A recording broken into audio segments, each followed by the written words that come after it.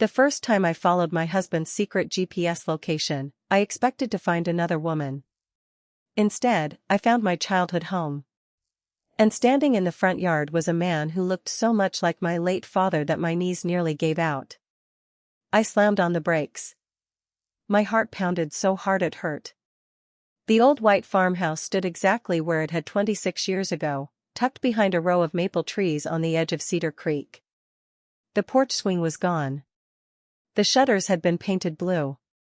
But it was still the house I had spent the first 12 years of my life calling home. The house I hadn't seen since the day my mother loaded our belongings into a pickup truck and told me we would never come back. Yet somehow, my husband was there. My husband, Ethan. The man who had never once mentioned Cedar Creek. The man who claimed he had never even visited this part of the state. And now I was watching him walk toward the front door like he belonged there. My hands trembled on the steering wheel. "What are you doing here?" I whispered. Then the front door opened. An elderly man stepped outside. Ethan smiled. The old man smiled back. And then they hugged. Not like strangers. Not like neighbors. Like family. I felt the blood drain from my face. I should explain. My name is Rachel Carter. I'm 39 years old. I've been married to Ethan for 14 years. Until 3 months ago, I believed I knew everything about him. Then his phone started changing. Not the phone itself. His behavior. He began carrying it everywhere. Bathroom.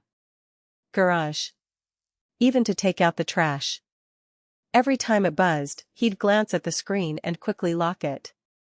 One evening while we were watching television, I noticed a strange notification flash across his screen. Location updated. Just those words. Nothing else. The moment he saw me looking, he turned the phone away. Too quickly. Too nervously. "Who keeps sending you locations?" I asked casually. He smiled. "Work stuff." "Since when does accounting involve GPS tracking?" His smile disappeared. "New project." The answer came too fast. I noticed. He noticed I noticed. Neither of us said anything else. That was the beginning. A week later, I woke up at 3 in the morning. Ethan wasn't beside me. I found him downstairs sitting alone in the kitchen. The room was dark except for the glow of his phone. He quickly locked the screen when he heard me. "You okay?" I asked. "Yeah. You sure?" He rubbed his eyes. "Couldn't sleep." His voice sounded exhausted. But there was something else. Fear.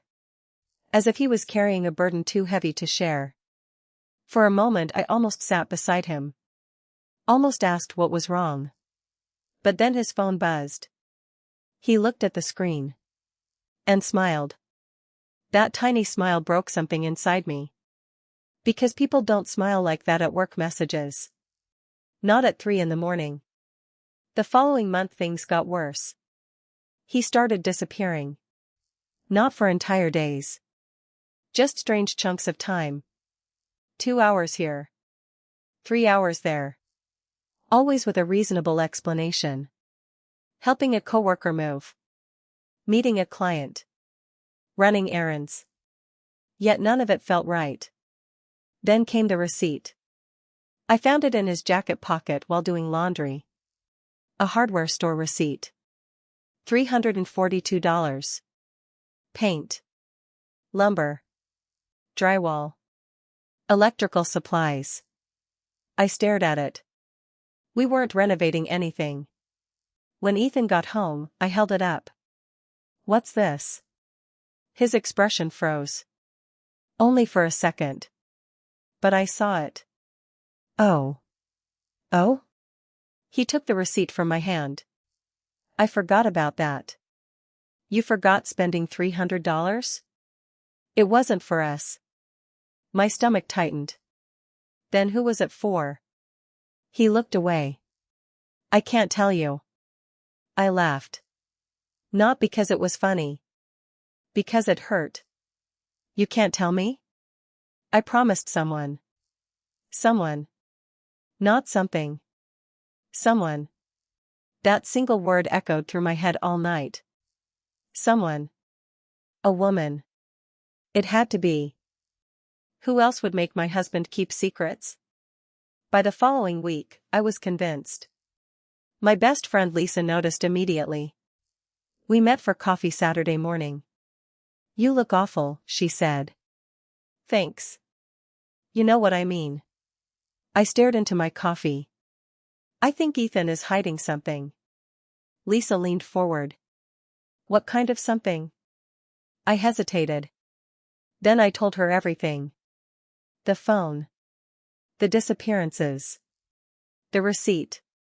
The secret promises. The GPS notifications. When I finished, Lisa sat back quietly. Finally she sighed. Rachel. What? I hate saying this. My stomach dropped. But it sounds bad. Hearing someone else say it made everything feel real. I nodded slowly. I know. Have you checked his phone? No. Why not?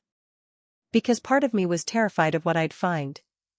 3 days later, I did something I never imagined I'd do. I followed him. Ethan left the house around noon claiming he had a meeting. 10 minutes later, I was behind him. Not close enough to be obvious. Just close enough. He drove 45 minutes outside town. Then another 20. My confusion grew with every mile. Because he wasn't heading toward the city. He was heading toward Cedar Creek. Toward the place where I grew up. Toward the place I hadn't spoken about in years.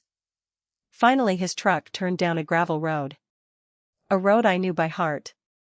My chest tightened. No. No way. Not here. Not this road. But it was. And when I saw the white farmhouse appear through the trees, my world stopped. Because that house wasn't just my childhood home. It was the place where my father disappeared. And as I watched Ethan hug the old man standing on that porch, a terrifying possibility suddenly entered my mind. What if my husband hadn't been hiding an affair? What if he had been hiding something even worse? And when the old man turned toward the sunlight, I finally saw his face. The coffee mug slipped from my numb fingers and shattered across my car floor. Because I knew exactly who he was. Or at least, I thought I did. I couldn't breathe. The elderly man standing on the porch looked almost identical to the photographs I remembered from childhood. The same gray eyes. The same strong jaw. The same crooked smile. For one horrifying second, my brain refused to accept reality. My father had died. At least that's what my mother had always told me. 26 years earlier, she sat me at our kitchen table and explained that my father had abandoned us, disappeared, and later died alone somewhere out west. I cried for weeks. I mourned a man I barely remembered. And now, a stranger wearing his face stood in front of my childhood home. My hands shook so violently I could barely hold my phone. Ethan and the old man disappeared inside. I sat frozen. Questions crashed through my head. Why was Ethan here? Who was that man? Why had he never told me? Most importantly, why did he know something about my childhood that I didn't? I don't remember driving home. I only remember sitting in my driveway afterward, staring at my front door. Ethan returned 2 hours later. The moment he walked inside, I confronted him. Where were you? He stopped. Only for a second. Then he forced a smile. Meeting? No. His smile vanished. Rachel. I followed you. Silence. The color drained from his face. You followed me? To Cedar Creek. His shoulders dropped. The reaction told me everything. He knew exactly what I had seen. For several seconds neither of us spoke. Then I whispered the question that terrified me most. Who is that man? Ethan closed his eyes. Rachel. Who is he? He looked genuinely distressed. As if he had been dreading this moment for months. I can't explain yet. I laughed bitterly. There it is again. What? I can't explain. His eyes filled with pain. Please trust me. Trust me. The two most dangerous words in a marriage. Trust you? I snapped. You're sneaking around my childhood home meeting strangers who look exactly like my dead father. The room went silent. Ethan stared at me. What did you just say? I felt tears forming. That man looks exactly like my father. His expression changed instantly. Not shock. Not confusion. Fear. Real fear. And that frightened me more than anything. Because it meant he already knew. You know who he is, don't you? He looked away. That was my answer. I stormed upstairs before he could say another word. That night neither of us slept. The next morning, I woke up to find Ethan sitting alone on the back porch. He looked exhausted. Older somehow. Like a man carrying a secret too heavy to survive. For a brief moment, guilt touched me. Then his phone buzzed. He looked at the screen. And immediately stood up. I'm heading out. My heart hardened. Again. Another secret trip. Another lie. Going to see him? Ethan froze. Then quietly nodded. I watched him drive away. Something inside me finally broke. An hour later, I called my mother. If anyone knew the truth, it would be her. She answered on the second ring. Rachel? Mom. The moment she heard my voice, she knew something was wrong. What happened? I took a deep breath. Did Dad really die? Silence. A horrible silence. My stomach dropped. Mom? Still nothing. Then I heard her breathing change. Why are you asking that? Because she didn't answer. Because she couldn't answer. Tears filled my eyes. Tell me the truth.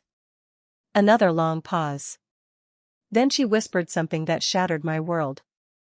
I prayed this day would never come. I nearly dropped the phone. What does that mean? Rachel. Tell me. My mother started crying. And suddenly I knew. Everything I had believed my entire life was unraveling. He's alive, isn't he? Her sobs became louder. Mom. Your father didn't die. The room spun. I grabbed the kitchen counter to stay upright. What? He didn't die.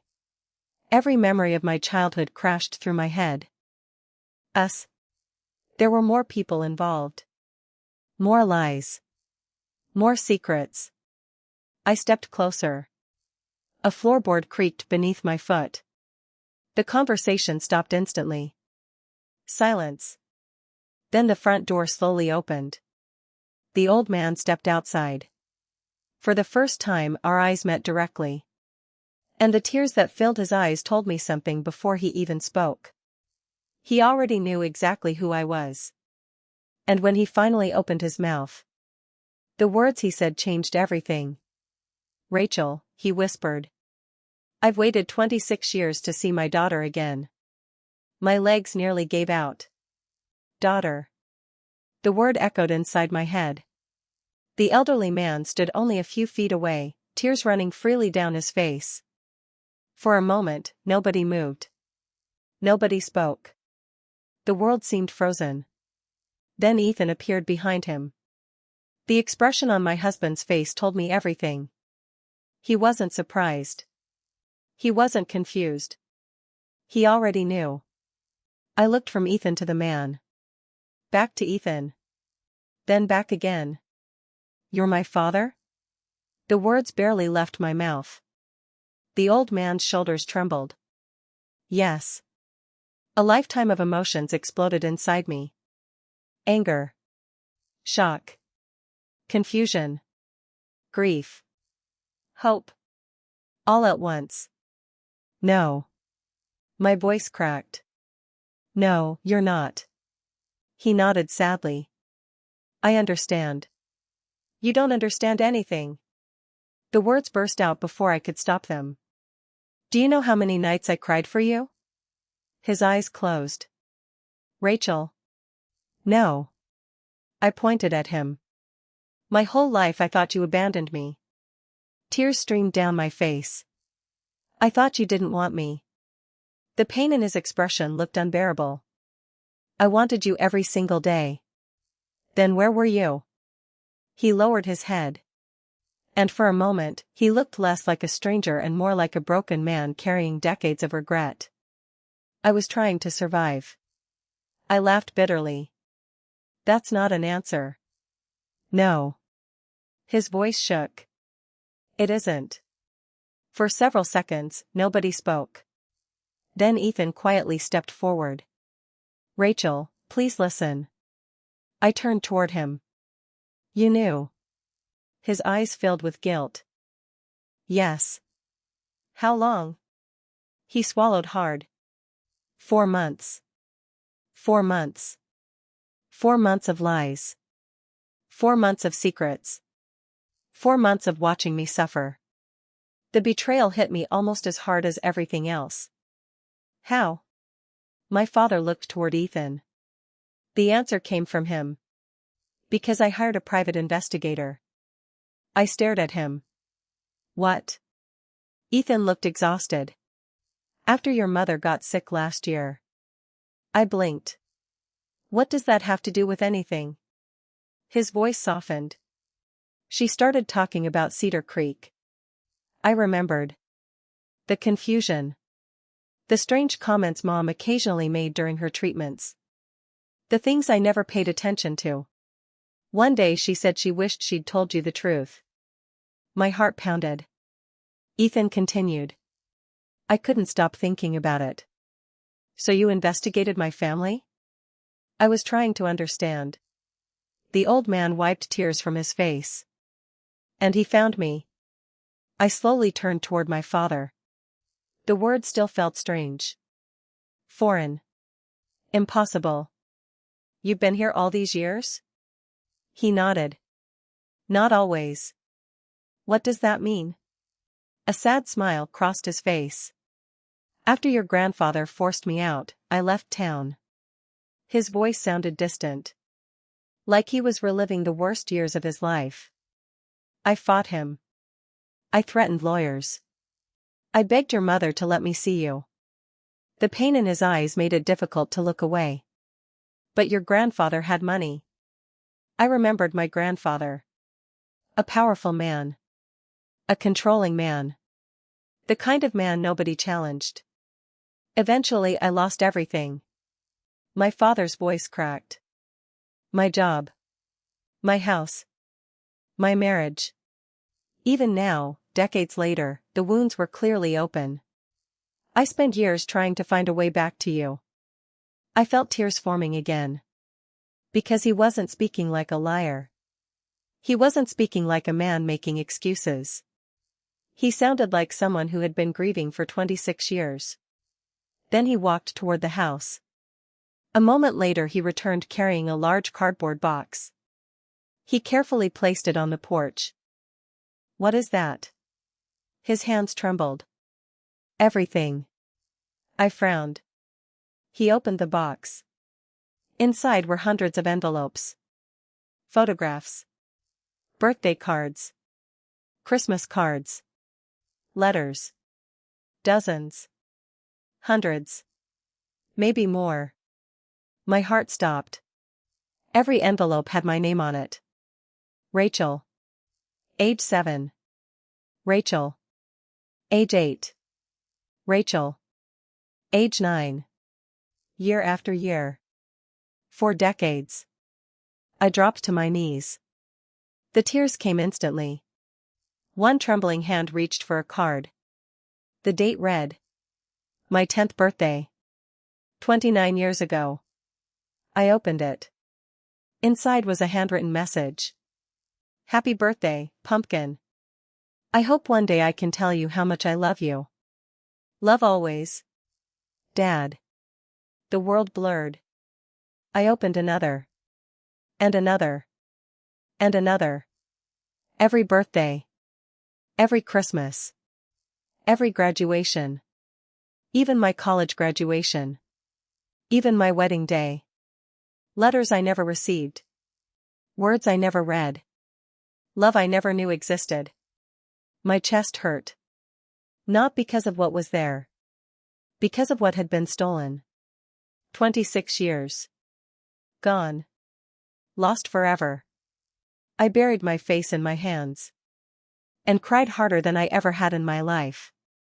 The next thing I felt was someone kneeling beside me. Ethan. I wanted to tell you. His voice broke. I swear I wanted to. I looked at him through tears. Then why didn't you? His eyes filled. Because your mother asked me not to. That surprised me. What? He nodded. When I found your father, I confronted her. My stomach tightened. And? She admitted everything. The pain in his expression deepened. She said she'd spent 26 years living with guilt. I closed my eyes. Mom. Suddenly everything made sense. The sadness she'd carried. The regret. The sleepless nights. The strange comments. The tears she thought nobody noticed. Ethan continued. She begged me to give her time. Time. The thing life never guarantees. 3 months earlier, Mom had passed away. And now I understood why Ethan had been rushing back and forth to Cedar Creek. Why he'd bought supplies. Why he'd disappeared. Why he'd kept secrets. Not for another woman. Not for an affair. For me. The hardware store receipt. The secret GPS. The hidden meetings. All of it had been connected to restoring this farmhouse. My childhood home. My father stepped closer. There is one more thing. I looked up. What? A shaky smile appeared on his face. I never sold your room. My breath caught. He pointed upstairs. You can see it if you want. I slowly climbed the staircase. Each step felt surreal. When I opened the bedroom door, I broke down again. The room looked almost identical to how I remembered it. The bookshelves. The wallpaper. Even the little music box I'd loved as a child. For 26 years, he had kept it waiting. Waiting for me. Waiting for the daughter he never stopped loving. Hours later, we sat together on the porch as the sun began to set. Nobody wanted the day to end. My father finally looked toward Ethan. You know, he said softly, I've spent years wondering what kind of man would marry my daughter. I glanced at Ethan. My husband smiled awkwardly. Then my father's eyes filled with tears. You spent months helping a stranger reconnect with his child. His voice cracked. I couldn't have chosen better myself. Ethan looked away, embarrassed. And for the first time in months, I laughed. A real laugh. The kind that comes after surviving heartbreak. The kind that feels like healing. A year later, we celebrated Thanksgiving in the farmhouse. My father sat at the head of the table. Ethan beside me. Family filling every chair. At one point, I looked around the room and realized something. The GPS I thought would lead me to betrayal had actually led me home. Sometimes the people we love keep secrets. Not because they want to hurt us, but because they're trying to carry our pain for us. And sometimes, the road you fear most is the very road that leads you back to the family you thought you'd lost forever.